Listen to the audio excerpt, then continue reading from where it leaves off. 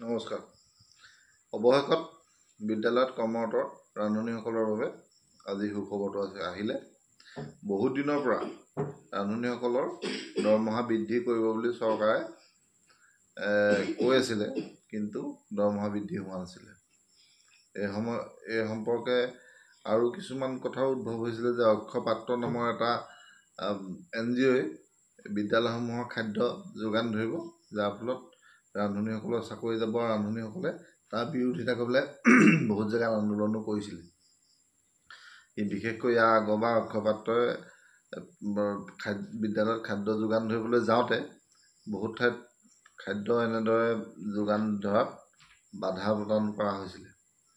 কিন্তু আজি মুখ্যমন্ত্ৰীয়ে ৰান্ধনীসকলৰ বাবে সুখবৰটো দিলে যে তেওঁলোকৰ দৰমহা 1500 টকাৰ পৰা 2000 টকালৈ বৃদ্ধি কৰা হৈছে। তেওঁলোকৰ চাকৰি যোৱাৰ কোনো কথা নাই। এই সম্পৰ্কত মুখ্যমন্ত্ৰীয়ে দিয়া যিটো প্ৰতিক্ৰিয়া সেইটো আপোনালোকে চাওকচোন।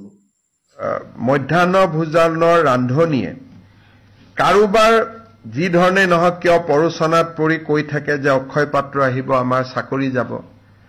আমি সকলোকে বাৰে বাৰে কৈ আছিলো যে বিশেষকৈ কিছুমান বাওঁপন্থী ৰাজনৈতিক আদৰ্শৰ লোক এই ৰান্ধনীসকলৰ মাজত সোমাই যায় আৰু আন্দোলন কৰিবৰ কাৰণে বাইদেউসকলক লৈ আহে। মই ডিব্ৰুগড়ৰ এখন মিটিঙত কৈছিলো যে চাকৰি যোৱাটো কথাই নাই, 2 দিনতে তেওঁলোকৰ দৰমহা বাঢ়িব। আজি কেবিনেটে তেওঁলোকে আজিৰ দিনত 1500কৈ টকা দৰমহা পায়।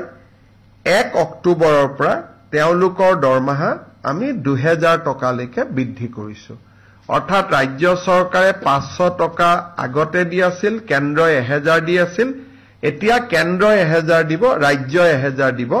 টোটেল 2000 টকা এগৰাকী মধ্যাহ্ন ভোজনৰ বাইদেৱে ৰান্ধনীয়ে লাভ কৰিব। আৰু এই আঁচনিটো ৰূপায়ণ কৰিবলৈ যাওঁতে ৰাজ্য চৰকাৰে 108 কোটি টকা খৰচ কৰিব লাগিব। আপোনালোকে কি বুলি ভাবে যে বৰ্তমান সময়ত অৰুণোদয় নামৰ আঁচনিৰ জৰিয়তে মহিলাসকলক ঘৰতে বহি বা কোনো কাম নকৰাকৈ 1250 টকা দি থকা হৈছে।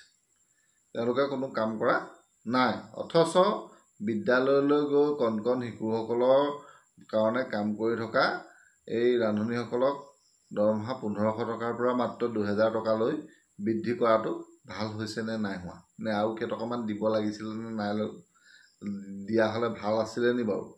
এই সম্পৰ্কে আপোনালোকে কি বুলি ভাবে? আপোনালোকৰ মতামত জনাব পাৰিব।